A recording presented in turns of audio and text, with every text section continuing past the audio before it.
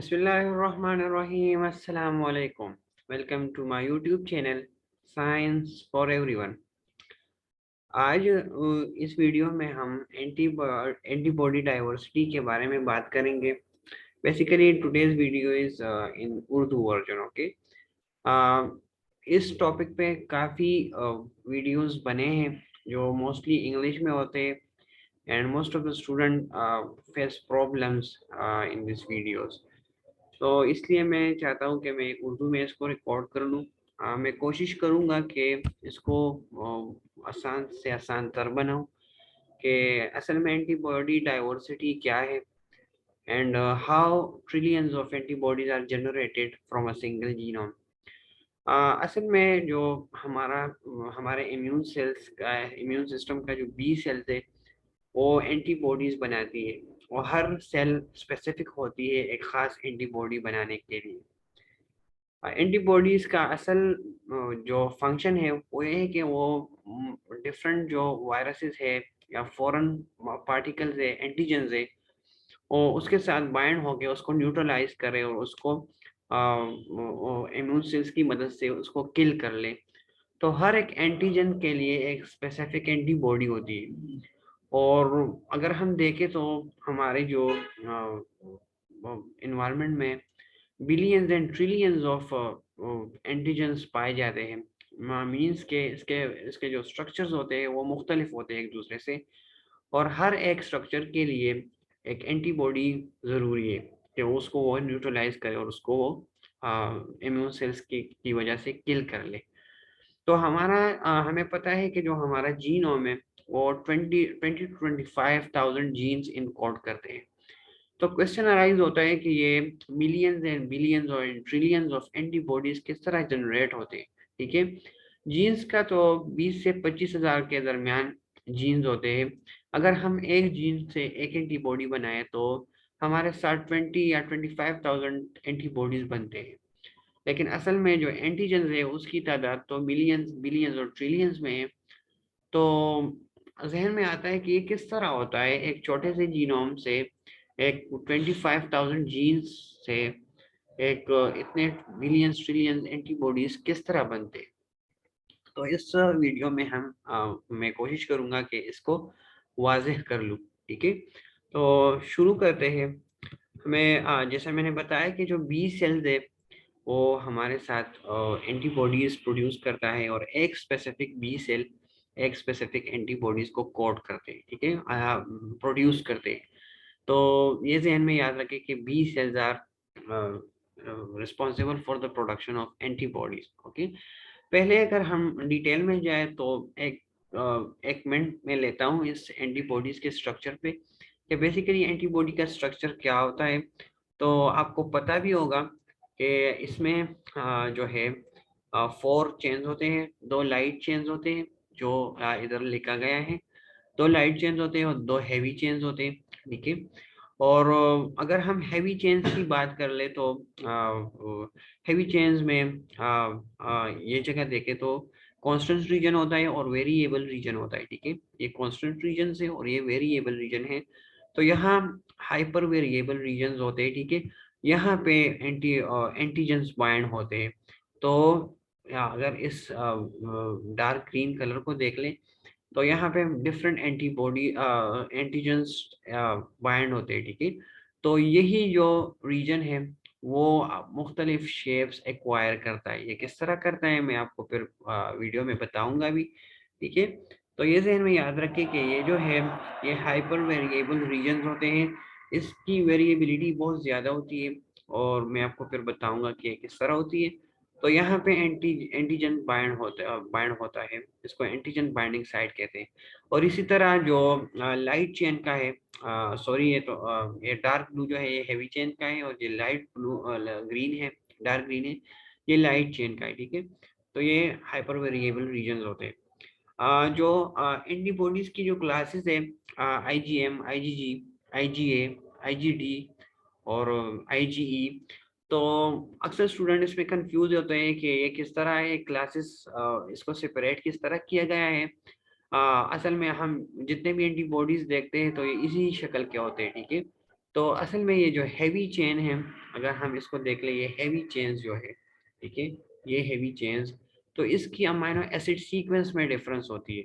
IgG का जो sequence होगा, अमाइनो एसिड सीक्वेंस होगा हैवी चेन का, ठीक है, वो डिफरेंट होगा आईजीएम से, और आईजीएम का जो अमाइनो एसिड सीक्वेंस है वो डिफरेंट होगा आईजीडी से, ठीक है। तो इसी हैवी चेन्स की मदद से, इस कांस्टेंट रीजन की मदद से, इसकी अमाइनो एसिड सीक्वेंस की वजह से इस एंटीबॉडीज को क्लासेस दिए गए हैं, ठीक है। तो ये चीज़ें जहन में याद रखें। दूसरा जो लाइट चेन है, इसके भी एक कांस्टेंट रीजन होती है। अगर हम ये लाइट ग्रीन कलर को देख लें तो इसका भी एक कांस्टेंट रीजन होता है। तो इसी के बेस पे लाइट चेन को भी टू कैटेगरीज में डिवाइड किया गया है। एक लेमडा चेन है और एक कापा चेन है। तो ये बिल्कुल इसी तरह अमाइनो एसिड सीक्वेंस की वजह से लेमडा चेन और कैपा चेन बनते हैं, ठीक है। तो अगर लेमडा चेन्स के जो अमाइनो एसिड सीक्वेंस है वो डिफरेंट होगा कैपा चेन के अमाइनो एसिड सीक्वेंस से। तो इसी वजह से लाइट चेन की अगर हम लाइट चेन को कंसिडर कर ले तो एंटीबॉडीज टू कैटेगरीज में डिवाइड है, लेमडा लेमडा एंटीबॉडी और कापा एंटीबॉडी, ठीक है। और जो हैवी चेन है, ठीक है, तो हैवी चेन 5 क्लासेस में डिवाइड है, जो मैंने आपको बताया। तो इसी कांस्टेंट रीजन के अमाइनो एसिड सीक्वेंस की वजह से ये डिवाइड है, ठीक है। तो ये चीज़ें ध्यान में याद रखें, अक्सर स्टूडेंट इसमें कंफ्यूज होते हैं, ठीक है। तो हम आगे बढ़ते हैं, ठीक है। ओके, ये चीजें ध्यान में याद रखें, जो हमारे साथ जो लेमडा सीक्वेंस है और जो कापा सीक्वेंस है, तो कापा सीक्वेंस जो है वो 2 नंबर क्रोमोसोम पे इसकी जो जीन्स है वो इनकोड हुई होती है, ठीक है। और जो लेमडा है उसके 22 पे कोड हुई होती है, ठीक है। ये अगर मैं पॉइंट आउट कर लूँ तो 2 नंबर क्रोमोसोम पे कापा चेन्स की जो मैंने आपको बताया, जो कांस्टेंट रीजन है और जो वेरिएबल रीजन है वो 2 नंबर क्रोमोसोम पे होती है। और जो लेमडा है वो 22 नंबर क्रोमोसोम पे होती है, ठीक है। ये इस क्रोमोसोम पे इसकी जो है कांस्टेंट रीजन होती है। और जो हमारे साथ जो हैवी चेन्स की जो कांस्टेंट रीजन है तो वो 14 क्रोमोसोम पे इनकोड हुई होती है, ठीक है। तो ये ज़हन में याद रखें, जो हाइपर वेरिएबल रीजन है हम अभी बाद में देखेंगे भी। तो लेमडा चेन्स की जो होती है तो वो कापा चेन्स की वो 2nd नंबर क्रोमोसोम पे इसकी जो कांस्टेंट रीजन है, और जो लाइट चेन के जो कांस्टेंट रीजन है और जो हाइपर वेरिएबल रीजन है वो 2 नंबर क्रोमोसोम पे इनकोड है। और जो लेमडा लेमडा सीक्वेंस जो होती है लाइट चेन की और जो हाइपर वेरिएबल रीजन है तो वो 22 क्रोमोसोम पे है। और जो कांस्टेंट रीजन है हैवी चेन्स के, जो आईजीजी और आईजीडी और उसके हाइपर वेरिएबल रीजन्स और डिफरेंट अदर रीजन्स, तो वो 14 क्रोमोसोम पे इनकोड है, ठीक है। ये आप एक इंफॉर्मेटिव स्लाइड है, आपको एमसीक्यूज में मदद करेगा, ठीक है। मैं इसको मजीद फिर आगे एक्सप्लेन करूंगा। यही डिफरेंट वीडियोस में यही जो डायग्राम है, फिगर है, यही मिलता है, और उसको इसको स्टूडेंट देख के कंफ्यूज हो जाते हैं और घबरा जाते हैं और वीडियो को स्किप कर लेते हैं। तो मैं सिर्फ आपको दिखा रहा हूँ, और एक पॉइंट को डिटेल में मैं आपको दूसरे फिगर में समझाऊंगा, ठीक है। तो ये एक ओवरव्यू स्केच है कि हमारे साथ एंटीबॉडीज की डाइवर्सिटी किस तरह होती है, ठीक है। एक सिंगल जीनोम से हमारे साथ इतनी ज़्यादा मुख्तलिफ एंटीबॉडीज किस तरह बनती है। तो लास्ट में मैं फिर इस फिगर को कंपेयर करूंगा, अगर मैं थोड़ा सा डिटेल में जाऊं, ठीक है। जिस तरह मैंने आपको कहा भी था कि हमारे साथ जो जो लाइट लैम्डा का light chain, lambda light chain है, और कापा जो लाइट चेन है, तो ये मुख्तलिफ क्रोमोसोम पे है, जो 22 क्रोमोसोम, 22 क्रोमोसोम, 14 क्रोमोसोम। तो हैवी चेन्स का जो लोकस है, तो हमारे साथ ये इसका ये वी है, ये हाइपर वेरिएबल रीजन से। इसका जो डी है डाइवर्सिटी रीजन। तो डाइवर्सिटी जीन्स जो है, और जो हमारे साथ जॉइनिंग जीन्स है, और ये जो कॉन्स्टेंट्स है, जो कांस्टेंट रीजन जो एम, डी और ए, अल्फा जो है और गामा, ये सारे एक ही क्रोमोसोम पे होते हैं, 14 क्रोमोसोम पे, ठीक है। ये 14 क्रोमोसोम पे ये सारा कुछ होते हैं। और ये हमारे साथ कापा जो लाइट चेन है, इसका जो है ये सेकंड नंबर क्रोमोसोम पे होते हैं, ठीक है। इसका अपना हाइपर वेरिएबल रीजन होता है, ठीक है। इसका अपना जॉइनिंग रीजन होता है और इसका अपना कांस्टेंट रीजन होता है जो कापा है, ठीक है। ये इमेज थोड़ा सा ब्लर है, ये मैंने एक बुक से ली है तो थोड़ा सा ब्लर है, लेकिन आप समझे इसको। वो जो लेम्डा चेन है, लाइट चेन है, तो इसका भी अपना हाइपर वेरिएबल रीजन है, इसका अपना जॉइनिंग रीजन है और इसका अपना कांस्टेंट रीजन है। तो ये 22nd क्रोमोसोम पे है, ठीक है। तो इसमें ज्यादातर कंफ्यूज स्टूडेंट होते हैं, मैं भी कंफ्यूज हुआ था, ठीक है, कि शायद ये एक ही क्रोमोसोम पे ये सारा कुछ एंटीबॉडीज का जो है सब कुछ होता है, लेकिन नहीं, ये अलग अलग क्रोमोसोम पे होता है, ठीक है। 22nd, सेकंड और 14 पे इसका होता है, ठीक है। तो ये चीज जहन में याद रखें। अभी हम जो सबसे इम्पोर्टेंट स्टेप है इस पे आते हैं, देखिए इसको थोड़ा समझे इसको, ये सबसे इम्पोर्टेंट स्टेप है, ठीक है। एक बात मैं आपको बता दूं कि जो हमारे साथ अगर हम लाइट चेन की बात करें पहले, तो लाइट चेन में हमारे साथ वेरिएबल रीजन होता है, जॉइनिंग रीजन होता है और कांस्टेंट रीजन होता है, ठीक है। तो अगर आप देख लें, यहाँ पे देख लें, तो अगर लाइट चेन की हम बात कर ले, सफर करें, अगर हम लाइट चेन की बात कर ले, सिर्फ अगर लेमडा और उस कापा चेन में ना जाए, तो हमारे साथ जो लाइट चेन है लाइट चेन में तकरीबन 30 अप टू 30 वेरिएबल रीजन्स होते हैं, ठीक है। और जो कांस्टेंट रीजन है वो तकरीबन 4 होते हैं जो लेमडा में है, ठीक है। और जॉइनिंग रीजन तकरीबन 4 होते हैं, ठीक है। तो आप प्रोबेबिलिटी को देख ले कि इतने ज्यादा, अगर हम लास्ट स्लाइड में फिर मैं आपको प्रोबेबिलिटी बताऊंगा कि अगर मुख्तलिफ ज्वाइनिंग हो जाए तो डिफरेंट प्रोबेबिलिटी बनती है, ठीक है। तो हाइपर वेरिएबल रीजन 30 तक होते हैं। अगर हम कापा चेन की बात कर ले तो हाइपर वेरिएबल रीजन 38 तक होते हैं।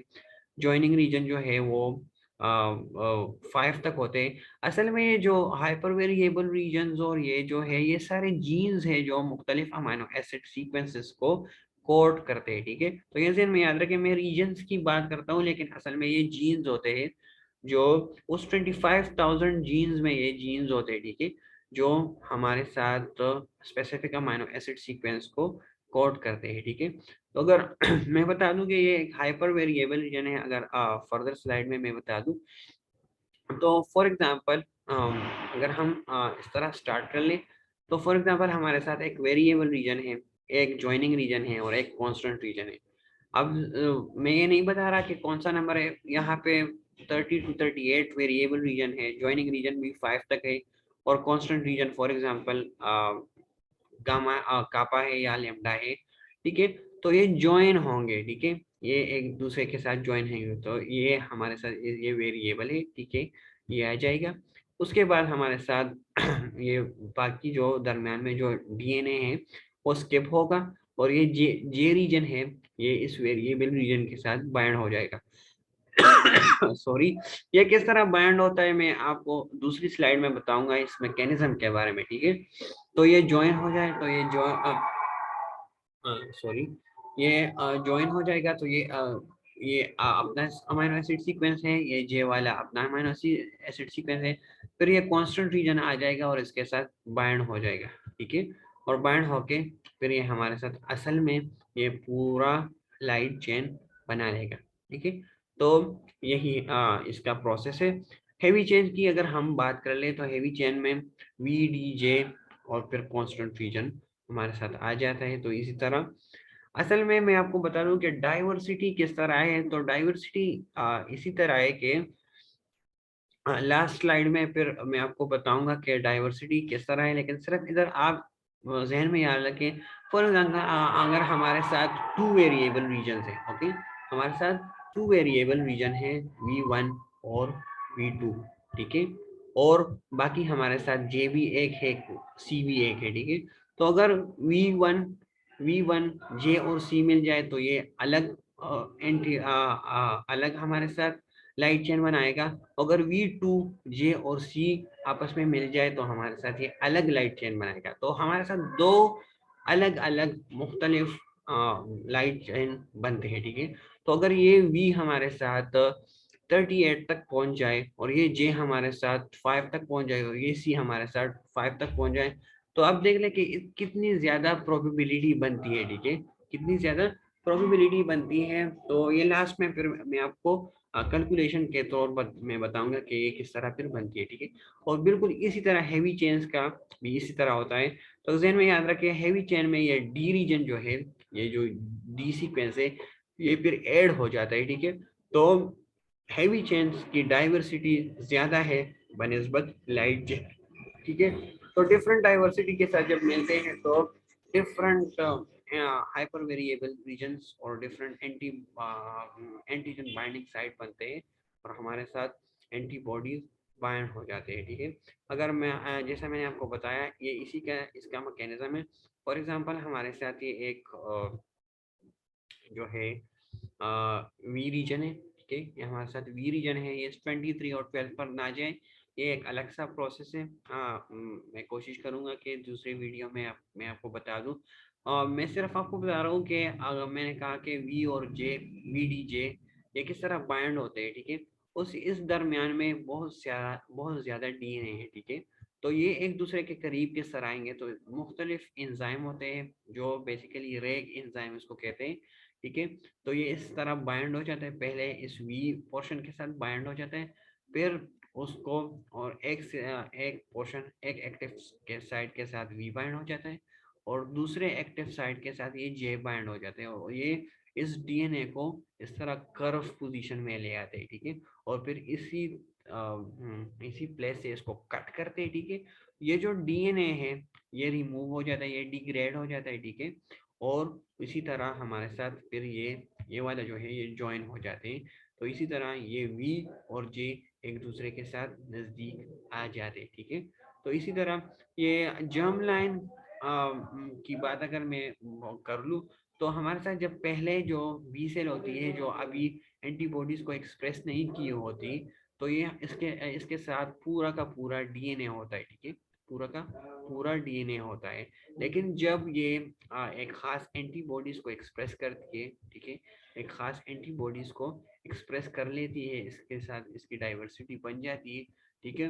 तो इसका जो सारा जो ये वाले पोर्शन वाले डीएनए है, ये सारा कुछ रिमूव हो जाती है, ठीक है।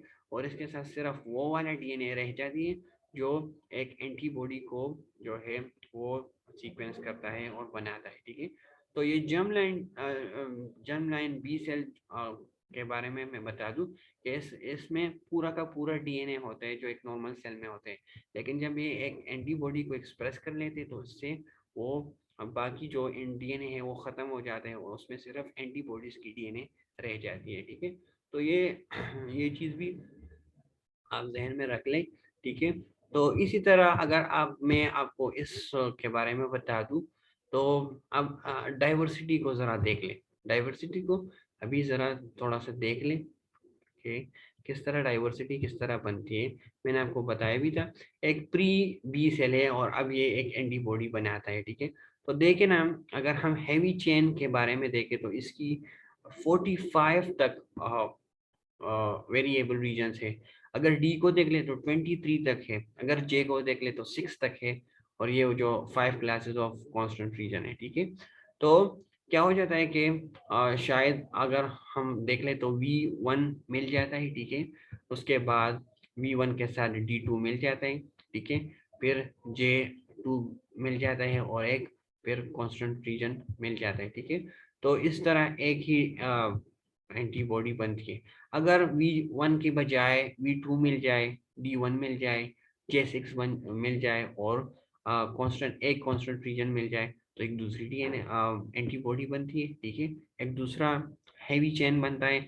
अगर अगर हम ये देख लें तो अगर V1 D1 J4 और C कांस्टेंट रीजन मिल जाए, तो एक दूसरी एक मुख्तलिफ हैवी चेन बनता है, ठीक है। And etcetera etcetera etcetera. तो बहुत ज़्यादा जो है बनते हैं, ये सब कुछ बहुत ज़्यादा बनते हैं, ठीक है। और मैं आपको बताता हूँ कि कितने तक हैवी चेन्स बन सकते हैं। बिल्कुल इसी तरह जो है लाइट चेन की अगर बात करें तो 35 तक वेरिएबल रीजन है, ठीक है। और जे रीजन भी बहुत ज़्यादा है और एक कांस्टेंट रीजन भी है, 2 कांस्टेंट रीजन है। तो इसी तरह बहुत ज़्यादा बनते हैं। बिल्कुल इसी तरह डाइवर्सिटी फिर बन जाती है। तो शायद आपके जहन में थोड़ा सा जो है कंसेप्ट आ गया होगा कि किस तरह होता है। अगर मैं अब आपको कैलकुलेशन के थ्रू मैं आपको बता दूं कि आप कैलकुलेशन किस तरह है, तो फॉर एग्जांपल अगर हम लेमडा लाइट चेन्स की बात कर ले तो उसकी वेरिएबल रीजन फॉर एग्जांपल 2 है और जॉइनिंग रीजन 3 है, ठीक है। सो अगर कॉम्बिनेशन कर ले तो 2 3 जार 6, तो 6 जो है हमारे साथ वी और जे रीजन्स हो गए, ठीक है। अगर हम कापा लाइट चेन की बात कर ले तो उसके वेरिएबल रीजन 250 से 350 तक है और ज्वाइनिंग रीजन 4 तक है। तो अगर हम इसको मल्टीप्लाई कर लें तो फॉर अगर हम इस 350 से ले लें तो 1400 different type of light chain kappa के बनते हैं और 6 डिफरेंट लाइट चेन लेमडा के बनते हैं, ठीक है। तो ये आप देख लें 1400, अभी इधर काम नहीं हुआ तो लाइट चेन हमारे साथ 1400 तक बनते हैं, ठीक है। डिफरेंट लाइट चेन 1400 तक बनते हैं। अभी इस अगर हम ये देखें तो लाइट चेन की बात हो गई, ठीक है। उसके बाद अगर हम हैवी चेन की बात कर ले तो हैवी चेन में 250 से 1000 तक वेरिएबल रीजन है, डाइवर्सिटी रीजन 10 से 30 तक है, ज्वाइनिंग रीजन 4 तक है। तो अगर हम इसकी कॉम्बिनेशन कर ले तो अगर हम 250 ले ले तो 250 मल्टीप्लाई 10 एंड मल्टीप्लाई 4 तो 10,000 डिफरेंट हैवी चेन्स बनते हैं, ठीक है। 10,000 डिफरेंट हैवी चेन्स बनते हैं, ओके।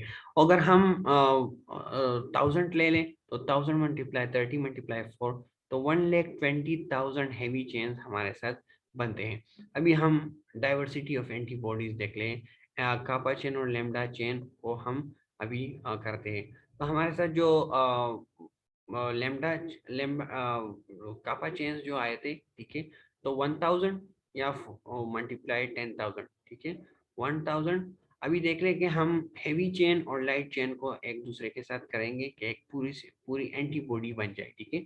तो हमारे साथ जो कापा कापा की बात कर ले तो हमारे साथ कापा 1000 आए थे, ठीक है। तो 1000 आए थे तो 1000 मल्टीप्लाई 10,000, 1000 जो है वो लाइट चेन की प्रोबेबिलिटी है और 10,000 हमारे साथ हैवी चेन्स की है। तो 10⁻⁷ जो है एक बहुत बड़ा फिगर है। तो ये इसी तरह हमारे साथ एंटीबॉडीज जनरेट होते हैं। और अगर हम इस वाले वैल्यू को देख ले 1400, तो 1400 हमारे साथ कापा चेन के हैं और 1,20,000 हमारे हैवी चेन के। तो 2 मल्टीप्लाई 10⁸ ये भी बहुत ज़्यादा बड़ा फिगर है। तो ये हमारे साथ प्रोबेबिलिटी है कि इतने अमाउंट में डिफरेंट एंटीबॉडीज हमारे साथ बन जाए। और इसी तरह अगर हम लेमडा की बात कर ले तो हम लेमडा हमारे साथ 6 आया था। अगर 10,000 से मल्टीप्लाई कर ले तो 10⁻⁴, अगर 1,20,000 से मल्टीप्लाई कर ले तो 10⁻⁵। तो आप ज़रा इस अमाउंट को देख ले कि कितनी ज़्यादा प्रोबेबिलिटी है हमारे साथ एंटीबॉडीज़ की बनने में। और ये बहुत इसी उसी तरह वीडीजे कम्बिनेशन के थ्रू हमारे साथ ये बनते हैं। तो ये देखें ये बहुत ज़्यादा बड़ा अमाउंट है, 10⁸ 10⁻⁷। तो इसी तरह हमारे साथ एंटीबॉडीज़ की डाइवर्सिटी होती है, मुख्तलिफ कम्बिनेशंस के थ्रू ये कंबाइन होके हमारे साथ डाइवर्सिटी बनाते हैं, ठीक है। तो इसी तरह एक सिंपल सा एक ही जीनोम से हमारे साथ billions and trillions of antibodies generate होती है, ठीक है। क्रोमोसोम की भी जहन में याद रखें कि मुख्तलिफ क्रोमोसोम पे 2, 22 और 14 पे हमारे साथ ये जीन्स होते हैं, ठीक है। तो ये जहन में ये बात याद रखें कि एक ही क्रोमोसोम पे ये सब कुछ नहीं होता, मुख्तलिफ क्रोमोसोम पे मुख्तलिफ जीन्स होते हैं। तो इसी तरह भी डाइवर्सिटी बनती है। और इसमें अगर मैं और डिटेल में फिर नेक्स्ट वीडियो में फिर जाऊं तो इसमें एक और भी है। अगर ये पार्ट अगर आप देख लें, ये जो मैंने दी है, तो जब ये कटिंग होती है और इस डीएनए की कटिंग होती है तो अक्सर मुख्तलिफ जगह पे कटिंग हो जाती है, ठीक है। तो इसी कटिंग की वजह से भी हमारे साथ डाइवर्सिटी बनती है, लेकिन वो एक अलग सा मैकेनिज्म है, मैं किसी और वीडियो में फिर आपको समझा दूंगा। तो उम्मीद है कि आपके जहन में थोड़ा सा कुछ आ गया होगा कि एंटीबॉडी की डाइवर्सिटी किस तरह होती है। अगर थोड़ा सा भी डाउट हो तो मुझे क्लियरली कमेंट बॉक्स में आप बता सकते हैं। असल में मेरी वीडियोस थोड़ी सी लंबी होती है, क्योंकि मैं कोशिश करता हूँ कि ईच एंड एवरी पॉइंट को मैं एक्सप्लेन कर सकूँ। शायद जितनी भी बड़ी हो जाए मुझे परवाह नहीं है, ठीक है। तो आप कोशिश करें कि लास्ट तक वीडियो देखा करें कि आपको पूरा समझ आ गए, ठीक है। तो thanks for your concentration, thank you very much.